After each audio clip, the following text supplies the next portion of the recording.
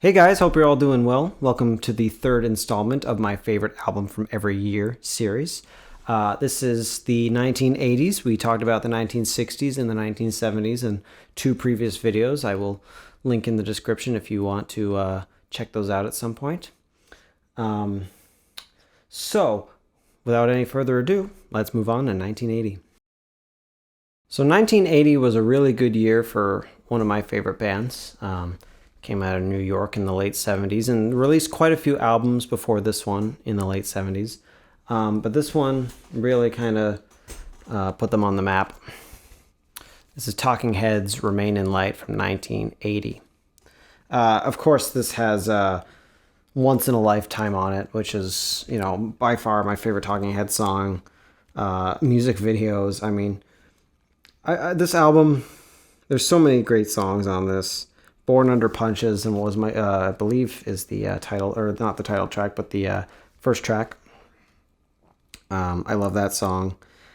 Cross-Eyed and Painless, Houses in Motion, The Overload, the last one. I mean, this is a great album, and I believe I have this on red vinyl.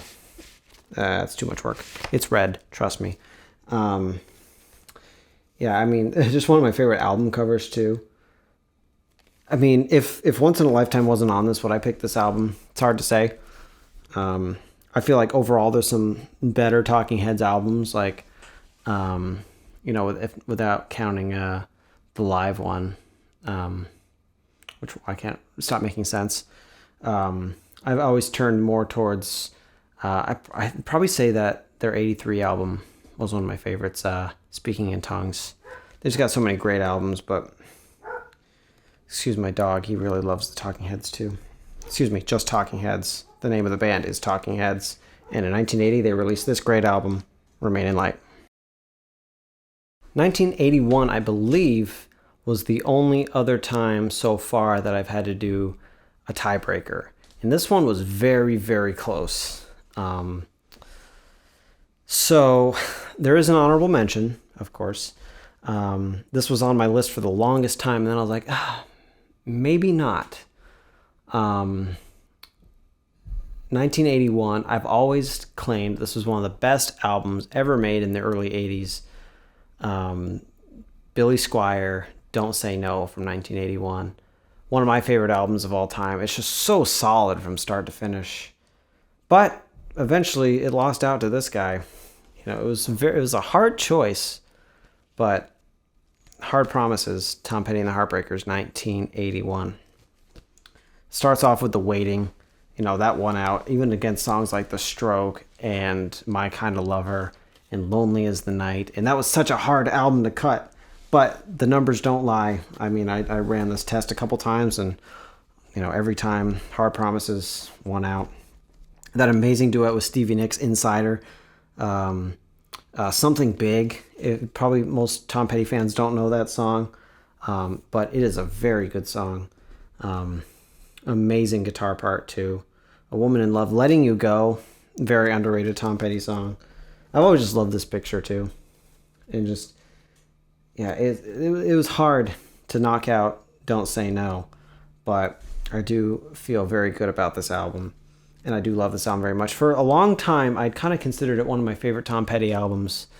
It's hard to pick a favorite Tom Petty album just because, he's so consistent over the years, but his style changes so much more.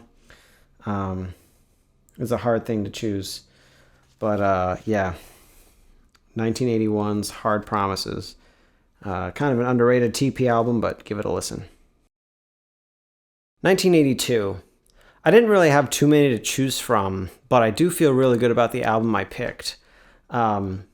Surprise, surprise, it's Mr. Petty again. Dr. Petty. He's actually receiving a doctorate from the University of Georgia for music.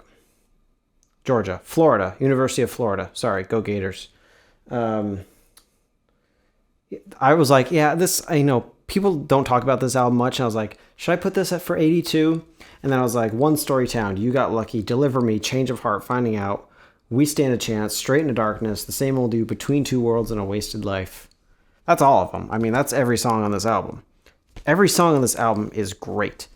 I mean, the 80s is kind of where a lot of the 70s bands start to not fizzle out, but they're trying to find their footing in the 80s with the changing style of music, with the synths and the drum machines and whatnot. They're trying to find but I mean, it's the same team that did Damn the Torpedoes, which I mentioned in the 70s. Tom Petty and Jimmy Iovine did the producing. Shelley Yakus, engineer. Yeah, I mean, this is a great album. I believe this is the first one with Howie Epstein playing bass, replacing Ron Blair, who I also really liked. But yeah, this is such a great album.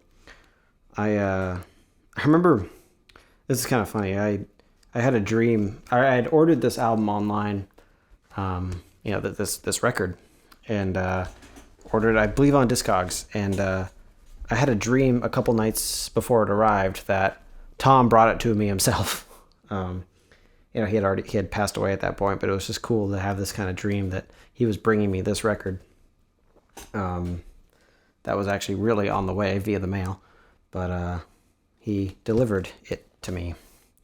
But this is just such an amazing album. I definitely think it needs to be talked about more in the TP catalog. Obviously, You Got Lucky gets a lot of airtime, but things like One Story Town, Deliver Me, Change of Heart, and Finding Out, I think this is one of the greatest side ones of any Tom Petty record. It's just consistent. It's amazing. 1982. Long After Dark. Did I even say it was called Long After Dark? I don't think I did, because I always forget. It's very small, and there's no song that's called Long After Dark. But Long After Dark, amazing album. Give it a listen. 1983 saw the debut of a new band that a lot of people really liked in the late 80s. They weren't super popular when they first came out, I don't believe. But in 1983, they put out their debut self-titled album, and it's my dad really loved this band, and I think initially he introduced them to me. He loved them in college, but 1983, Violent Femmes. Again, this is another repress because the originals are stupid expensive. I don't really care much about represses. I just want to have something, Blister in the Sun, Kiss Off, Please Do Not Go, Add It Up, Prove My Love, To the Kill, Gone Daddy Gone. I didn't name all of them, but this is an amazing album. It's punk folk, kind of. It's a lot of acoustic stuff, and the use of the acoustic bass by Brian Ritchie. Great stuff. This is just a great album. Love the cover. The back cover is really nice too. Very 80s, but it's very nice. Very 80s as a compliment, of course. But this is this is a great album. I believe this is I don't remember who does this repressing, but the original Slash ones are very hard to find. But yeah, start to finish, this is an amazing album. Violent Femmes, self-titled, 1983. Give it a shot if you haven't already. I'm sure you know most of the songs, but great album. 1984, great year for music. But I'm not going to pick the one that you expect. You're probably thinking, oh, Van Halen, 1984, naturally. Born in the USA, I believe, was 1984. Yeah, didn't pick those. You're probably going to be like, what? 1984, Dwight Twilley, Jungle. I'll wait for you to say, what? Okay. This is a great album. I don't know if you can still find it. I originally bought it for the first time when I was pretty young, back when it was still on the iTunes store. I don't think it is anymore. Is the record even in here? Yeah, it's very bendy. Anyway, Little Bit of Love. Dwight Twilley, I first discovered. I really loved Wayne's World, and Cassandra and her band do a cover of Why You Want to Break My Heart. I think in the scene where they're like playing on like a stage or like a gym boxing ring or something. It's been a while since I've seen it. But I didn't realize until later that this album had a lot of Tom Petty all over it. He duets with Dwight on the second song, Girls. Mike Campbell plays some of the guitar. Yeah, I think that's it. And Tom Petty, like I said, sings Girls. Why You Want to Break My Heart, one of my favorite songs of all time.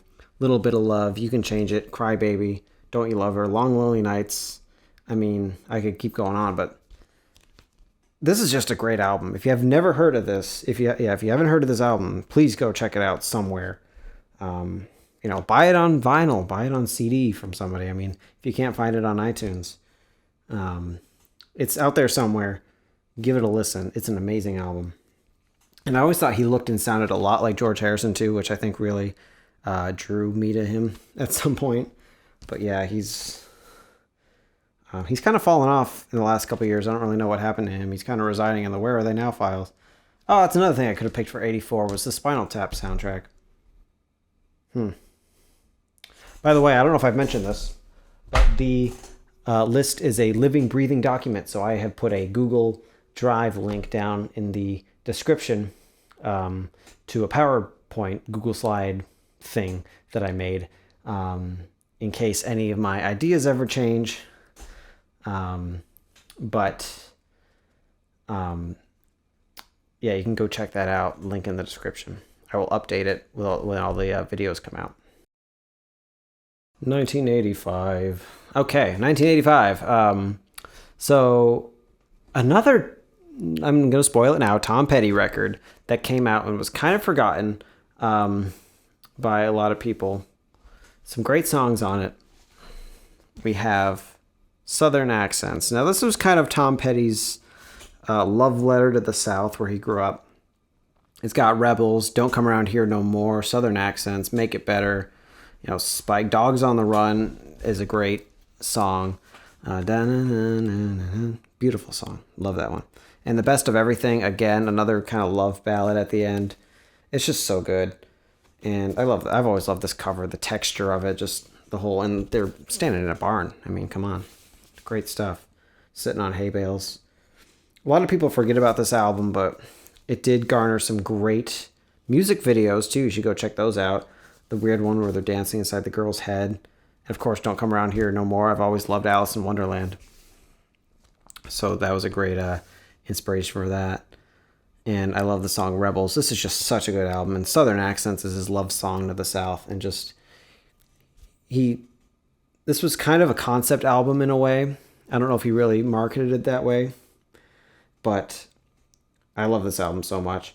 And again, it's kind of one of those weird ones. I was like, should I pick that for 85? But, I listened to it again. I looked at all the tracks and I was like, yeah, there's no doubt that this is my favorite from 1985, Tom Petty and the Heartbreakers, Southern Accents. Okay, 1986. We're going to start to see a shift in genre here. It's been pretty rock-oriented the last 3 videos. We're going to, I'm not too much of a hip-hop guy, but 1986, you can't deny Licensed to Ill by the Beastie Boys. I mean, of course, the gatefold, perfect. You got the plane. But, you got, it's a track list here somewhere, right? Too small. But off the top of my head, Brass Monkey, Fight for Your Right, No Sleep Till Brooklyn. There's just so many good songs on this album. It was so hard, 86 I think had quite a few choices for me, but I don't think any of them really stacked up to this. And really, it's not always my kind of music, but I think the Beastie Boys did it in a way that I really enjoyed. And also, it was kind of the emergence of Rick Rubin, who we'll talk about probably in the next video. Definitely in the next video. But yeah, this is just such a good album. And start to finish, it's just a great story.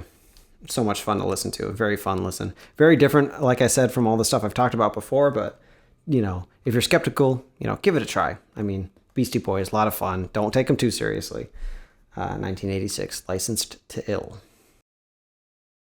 1987 always rings out as like a really good year for music. And I'm not sure what prompted that, but I always remember 1987 as like, oh yeah, I feel like a lot of good albums came out in that year.